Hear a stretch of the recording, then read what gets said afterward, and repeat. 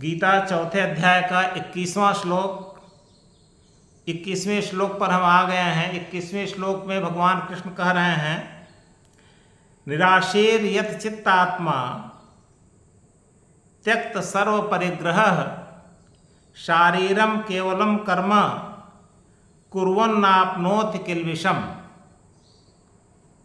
ऐसे पुरुष के बारे में बता रहे हैं जो शरीर से कर्म करता हुआ,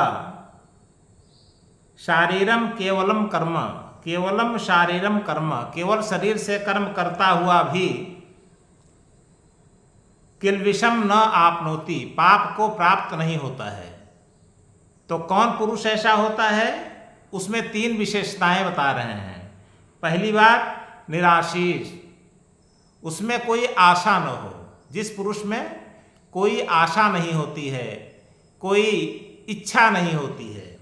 दूसरी बात, यत चित्तात्मा, यत चित्तात्मा का मतलब जिसका शरीर, मन, इंद्रियों और अंतःकरण पर नियंत्रण हो गया हो, जिसका शरीर, मन, बुद्धि, अंतःकरण, इंद्रियां सब नियंत्रित हों, सब वश में हों। और तीसरी बात क्या है?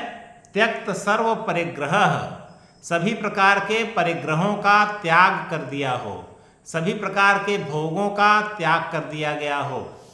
तो 3 बातें, जिसके अंदर कोई आशा न हो, कोई इच्छा न हो, जिसका शरीर, मन, बुद्धि, इंद्रियां, अंतःकरण अपने वश में हों, और जिसने समस्त प्रकार के भोगों का, समस्त प्रकार के पदार्थों का त्याग कर दिया हो, ऐसा पुरुष, ऐसा मनुष्य केवल शरीर से कर्म करता हुआ भी पाप को प्राप्त नहीं होता है। तो क्या तात्पर्य हुआ श्लोक का? व्यक्ति, पुरुष ऐसा हो जिसमें कर्म के फल की कोई इच्छा न हो, कोई आशा न हो, जिसका शरीर अपने वश में हो, वह शरीर और इंद्रियों के वश में न हो, बल्कि शरीर और इंद्रियां, अंतःकरण उसके अपने वश में हों। तीसरा कहा गया है, सभी प्रकार के भोगों का जो त्याग कर दिया हो।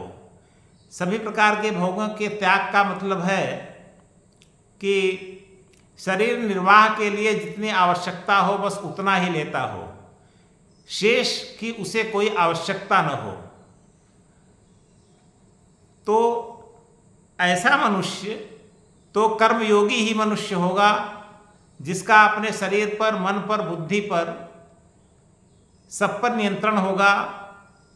इसका मतलब उसे अपने मौलिक स्वरूप का ज्ञान हो गया होगा कि हम कौन हैं, हमारी शरीर, मन, इंद्रिया, बुद्धि क्या है, संसार क्या है, कर्म कौन कर रहा है, क्या मैं कर्म कर रहा हूं? वास्तव में जो शुद्ध चेतना होती है, जो मनुष्य स्वतः शुद्ध चेतना है, तो शुद्ध विशुद्ध चेतना वो ईश्वर का अंश होती है। वह कभी कार्य नहीं करती है, न तो वह कर्म होती है, न फल होती है, न शरीर होती है, न मन होती है, न बुद्धि होती है। जब ये ज्ञान का उदय हो जाता है तब उसे कहा जाता है कि उसकी शरीर, मन, बुद्धि, इंद्रियां उसके नियंत्रण में हो गई हैं।